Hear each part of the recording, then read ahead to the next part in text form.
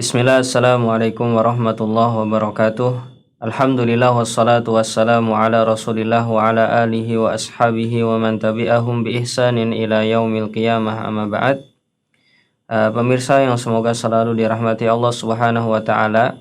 Pada kesempatan ini saya ingin menyampaikan sebuah hikmah atau sejarah kenapa korban ini disyariatkan dan diperintahkan kepada Nabi Ibrahim alaihissalam, dan nanti kita akan mengambil hikmah dari hal tersebut. Di dalam kitab Zadul Ma'ad, Ibnu Qayyim mengatakan, "Lama sa'ala Ibrahim alaihissalam rabbahul walada wa wahabahu lahu." Ketika Nabi Ibrahim alaihissalam meminta kepada Allah subhanahu wa ta'ala seorang anak, dan ternyata Allah subhanahu wa ta'ala mengabulkannya, ta'allaqat syu'batun min qalbihi bimahabbatihi, maka ada sebagian potongan hati dari Nabi Ibrahim alaihissalam tertuju kepada anaknya, ada rasa cinta kepada anaknya. Wallahu ta'ala qad ittakhadahu khalilan, padahal Allah subhanahu wa ta'ala telah menjadikan Nabi Ibrahim seorang khalilullah, seorang kekasih Allah dengan tingkat tertinggi, dalam artian ya seluruh cintanya itu untuk Allah subhanahu wa ta'ala. Dan hanya dua nabi yang memiliki gelar khalilullah, yaitu Nabi Ibrahim dan Nabi Muhammad alaihimussalam, ya. Wal khullatu mansibun yaqtadi tauhid al-mahbub bil mahabbati. Dan ketika seseorang mencapai gelar khalil, maka cintanya itu harus 100% untuk Allah subhanahu wa ta'ala. Wa alla yusyarik bainahu wa baina ghairihi fiha, dan jangan sampai ada persyarikatan dalam cintanya itu. Antara cinta kepada Allah, jangan sampai ada sekutu di situ. Harus kepada Allah subhanahu wa ta'ala saja. Nah, ketika Nabi Ibrahim memiliki anak, ada sebagian hatinya, ada sebagian cintanya tertuju kepada anaknya. Ya. Falamma akhadhal waladu syu'batan min qalbil walid ja'at ghairatul khullah tantazi'uha min qalbil khalil. Ya. Maka ketika ada sebagian cabang hati tadi tertuju kepada anaknya, Nabi Ibrahim ada sedikit cinta kepada anaknya. Di sini ada berserikatan cinta kepada Allah Subhanahu wa taala, maka ada kecemburuan dari Allah Subhanahu wa taala. Ya.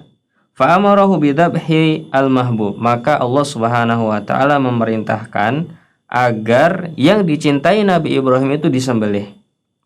Falamma aqdama ala dzabhihi wa kanat mahabbatullah a'zam indahu min mahabbatil walad.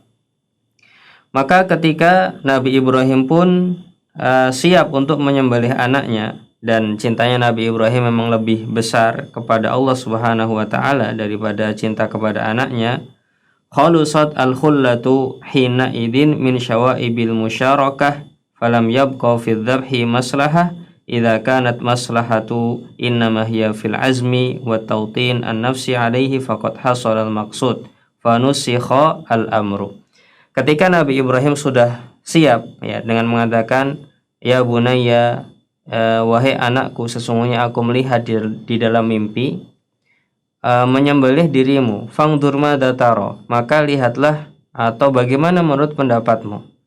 Maka kata Nabi Ismail alaihissalam, wahai ayahku, if'al ma tu'mar, lakukanlah sebagaimana yang diperintahkan kepadamu, satajiduni insyaallah minas sabirin, kau akan mendapati aku insyaallah sebagai orang yang bersabar.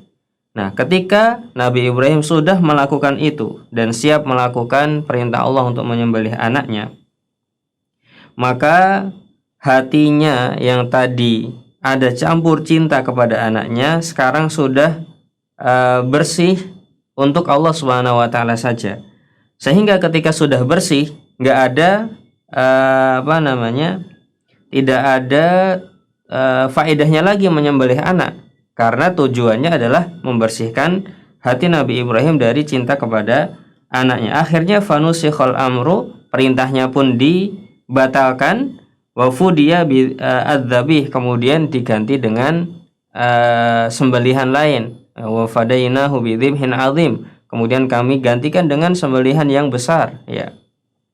Falamma aslama wa tallahu lil jabin, ketika Nabi Ibrahim, Nabi Ismail sudah siap untuk melakukan penyembelihan, maka wa nadainahu ayya Ibrahim, kami panggil wahai Ibrahim, qad saddaqtar ru'ya, kamu telah membenarkan mimpi itu, ya. Akhirnya diganti dengan sembelihan dan Nabi Ismail tidak jadi diganti, wa sadaqal khalilu ar-ru'ya wa hasala muradur rabbi, ya. Akhirnya Nabi Ibrahim alaihissalam membenarkan mimpi itu dan maksud dari Allah Subhanahu wa taala membersihkan hatinya Nabi Ibrahim telah terlaksana. Maka ketika kita berkorban, ya, dari kisah ini faedahnya adalah bahwa berkorban itu salah satu tujuannya adalah untuk membersihkan hati kita dari sebuah kecintaan. Terkadang orang yang tidak ingin berkorban merasa wah sayang kalau uang 3 juta dibelikan hewan korban, sayang sekali gitu. Tapi bagi orang yang sudah memiliki kecintaan kepada Allah Subhanahu wa taala dengan derajat yang tinggi, maka itu akan mampu mereka lakukan. Dan ketika sudah seperti itu, biasanya orang yang seperti ini akan meniatkan ibadahnya untuk Allah Subhanahu wa taala. Dan Allah telah memerintahkan kita ketika berkorban pun hanya untuk Allah Subhanahu wa taala. Jangan sampai kita berkorban yang dulu sejarahnya untuk membersihkan hati Nabi Ibrahim, kok sekarang diselipi dengan niat-niat yang lainnya. Kita harus mengusahakan korban kita untuk ikhlas kepada Allah Subhanahu wa taala. Allah taala mengatakan di dalam surat Al-An'am ayat 162, "Qul inna sholati wa nusuki wa mahyaya wa mamati lillahi rabbil alamin." Katakanlah, salatku, sembelihanku, kehidupanku dan kematianku hanya untuk Allah, Rabb semesta alam. Itu adalah prinsip kita. Di dalam surat Al-Kautsar ayat 2 juga, fasholli li rabbika wanhar, maka salatlah untuk Rabbmu dan sembelihlah juga untuk Rabbmu. Karena di situ atofnya kepada fasholli, maka seakan-akan fasholli li rabbika wanhar li rabbika. Ya, kita diperintahkan untuk hanya memberikan peribadahan kepada Allah Subhanahu wa taala. Apabila kita ada niat-niat lain saat menyembelih hewan korban, kok niatnya biar dianggap dermawan, biar dianggap wah ini orang luar biasa, ya, sangat pemurah, korbannya bukan hanya satu sapi, tapi 10 sapi misalkan, atau banyak korban dan itu diperbolehkan. Niatnya bukan untuk Allah Subhanahu wa taala, untuk bangga-banggaan, maka ini sangat berbahaya. Allah Subhanahu wa taala mengatakan di dalam hadis Muslim, hadis qudsi nomor 2985, ana aghna syuraka'i ani syirki, aku adalah zat yang paling tidak butuh dengan sekutu. Man amila amalan asyraka fihi ma'i ghairi, barang siapa yang melakukan amalan dan dia menyekutukanku di dalam amalan tersebut, taraktuhu wa syirkahu, maka aku akan tinggalkan dia dan sekutunya. Begitu juga dalam sebuah hadis riwayat Imam Muslim nomor 1905, disebutkan di sana ada 3 golongan yang akan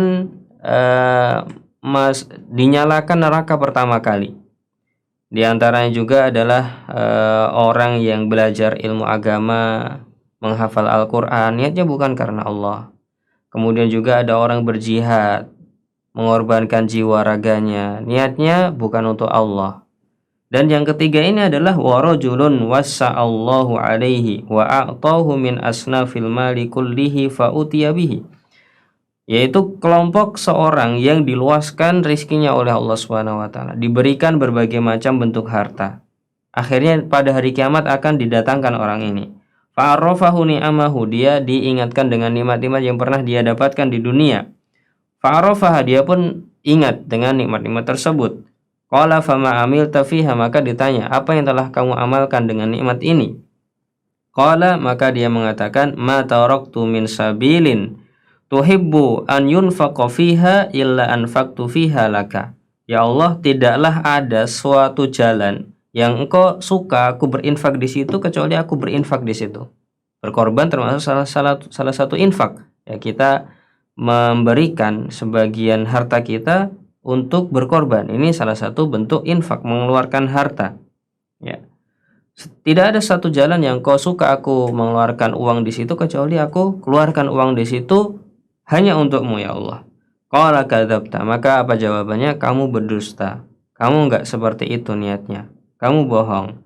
Walakinnaka fa'alta liyuqala huwa jawad. Tapi kamu melakukan itu cuma ingin dikatakan kamu adalah seorang yang dermawan. Faqad qila, maka itu sudah dikatakan oleh masyarakat. Masyarakat sudah mengatakan, wah ini orang dermawan, ini orang luar biasa, sangat pemurah. Akhirnya apa? Tsumma umira bihi fasuhiba ala wajhi, kemudian dia diperintahkan untuk diseret di atas wajahnya.